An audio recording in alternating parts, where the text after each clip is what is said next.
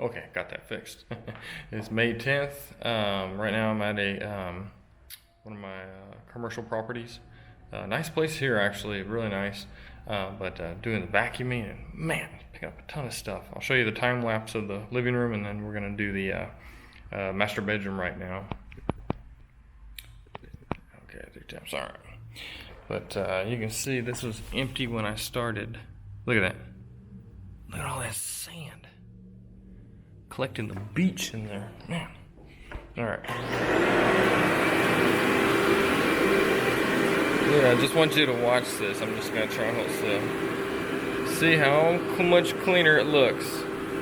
And all I'm doing is vacuuming the dry soil. Look at that.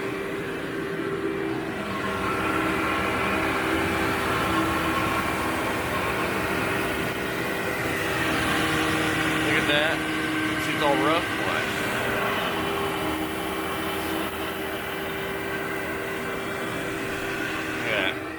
Pulls that pile. Basically, it's not as aggressive as a CRB, but geez, pretty darn close.